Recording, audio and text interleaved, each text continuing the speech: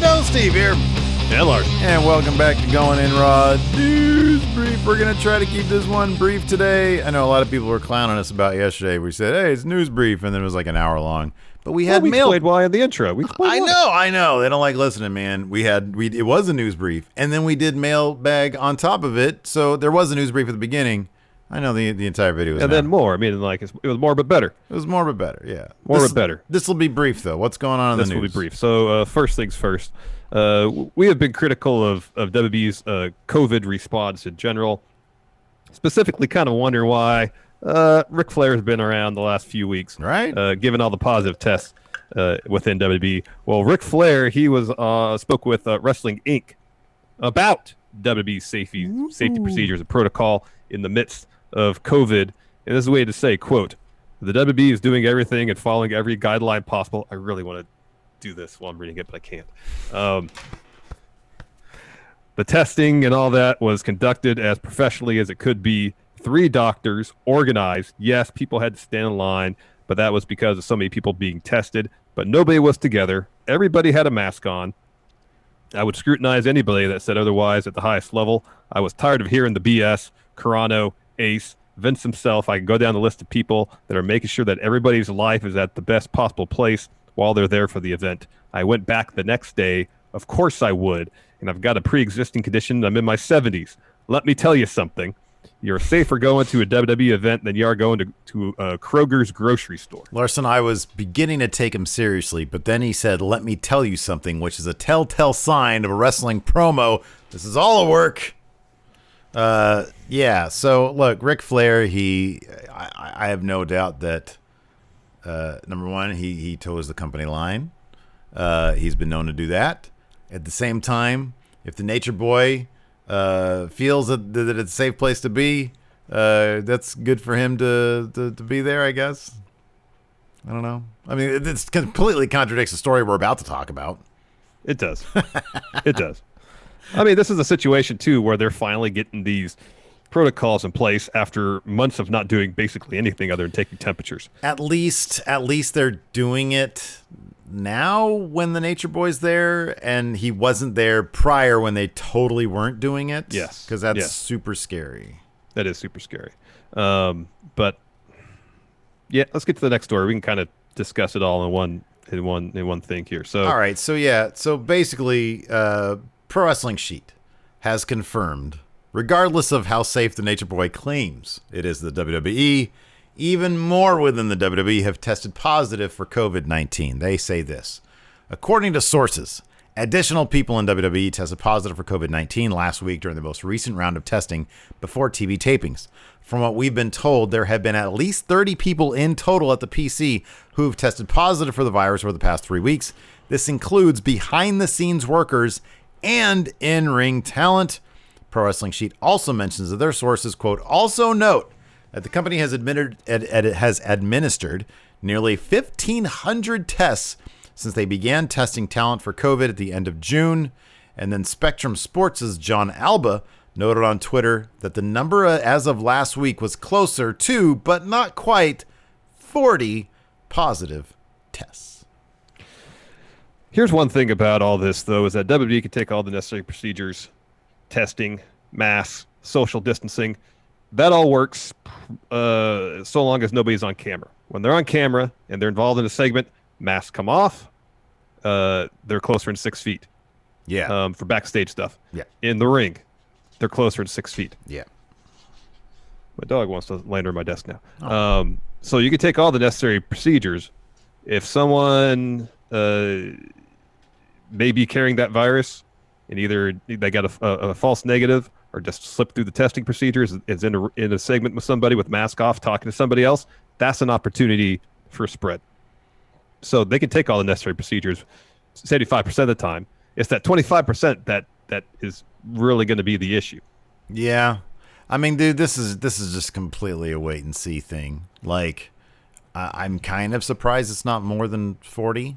It might get to that point if it keeps on going up and up and up and up. Then they're literally not going to have anybody to film their programming, and we'll see what happens then. Either they're going to end up shutting down or they're not. I mean, hopefully this testing came at the right time and they are able to to mitigate exposure, catch things, and mitigate exposure. Given that they seem to have no desire to slow down, and that they perceive this as a risk that is necessary. Worth taking. And they probably see every other sports organization pushing through right now, at least. And they probably they feel everybody seems to feel validated with just accepting the risk involved.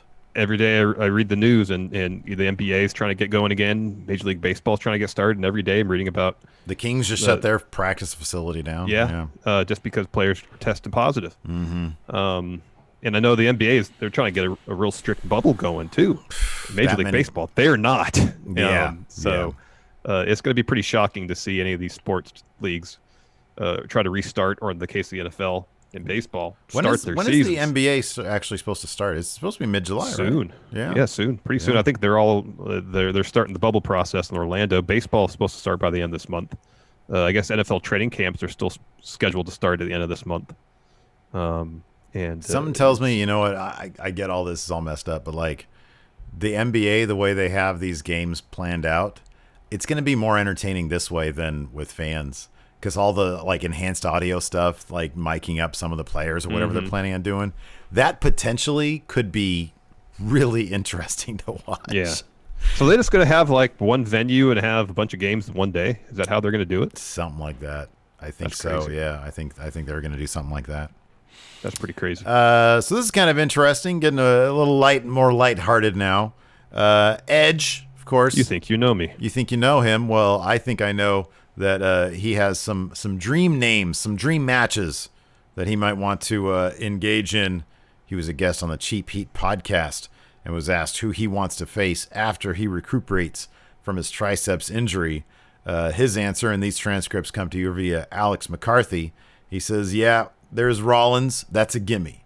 There's AJ Styles, a guy like Cesaro, a guy like Shinsuke Nakamura, Matt Riddle. I look at a guy like Ricochet. Oh my God, I'd die to get in the ring with him. Hopefully, he will exercise that last one sooner than later so we can get more Ricochet on TV. He had a spot on Raw this past week, and it looks like they might be doing something with him, Cedric, and MVP and Lashley. But those are some great names. I mean, I'm not surprised that they kick things off with Randy Orton because Randy Orton is a safe worker. He knows Edge. It's a big name rivalry. But we got to get some dream matches in there. We got to get some people we haven't seen before. The groundwork's laid for Rollins because he stomped him like 6 years ago during an episode of The Peep Show. Yeah. That story's there. It is, but I kind of wonder if they're like, because he came back and he didn't immediately say like, hey, Rollins, remember when he did that? It's like, man, he's been back for a while now and he hasn't made a peep about that. I wonder if they're going to retcon that out. It's going to be like a new like they're going to forget that he came back during the past 9 years. But I don't know. I think the Orton one was just the more immediate thing. But once he's done with that, I wouldn't be surprised if it's Seth stepping up to Edge as opposed to Edge saying, "Oh, hey, Seth, remember he did this to me 6 years ago?" Yeah, right. It'd probably be more like Seth saying, "Hey, you're not here to be part of the greater good. Therefore, you are a problem. Oh, remember what I did to you 6 years ago? There's more of that coming your way, Edge." That's probably be the approach they take. AJ would be great. Yeah, he's on SmackDown though. So the possibility of that happening to Brand Invitational. Yeah, they haven't mentioned that in weeks. Well, here's the thing though. Like, so that fell apart because Heyman and Pritchard couldn't get on the same page, according to rumor. The Brand versus Brand Invitational, I think, is a crap idea on a week-to-week basis. It should be for stuff like this, though. Like for special matches that should be made. Edge showing up and saying, "Hey, I've got my list, and I've gotten permission because." I'm trying to make up for lost time. They're allowing me to do this. That's the kind of thing that I think the Brand versus Brand Invitational should be used for. Totally. But yeah, him mentioning Ricochet is pretty awesome. That'd be a great match to see. Yeah. I mean, him against Riddle, Nakamura, Cesaro, all be great matches. For sure. But yeah, Seth Rollins is probably, if I had to power rank the ones most likely to happen, it would be Seth number one. Especially given Seth's sort of status as like second lead heel guy. Yeah, for sure. Like to see him Edge take on Kevin Owens too. I think that'd be pretty great. Oh, that'd be awesome. I think Kevin Owens would geek out over that too, big time. Daniel Bryan too. Yeah, our list is a little bit different. Huh? Like AJ's definitely on there, Rollins is on there, but yeah, Daniel Bryan, Kevin Owens, Ricochet. There's so much talent. I mean, that's the thing. There's so much talent. I know. There's so much talent. Baron Corbin, top of my list. No, it's not. Not so much. Not even so much on the list. No. Anyways, that's it for News Brief. Thanks everybody for tuning in. We appreciate it. Till next time, we'll talk to you later. Goodbye.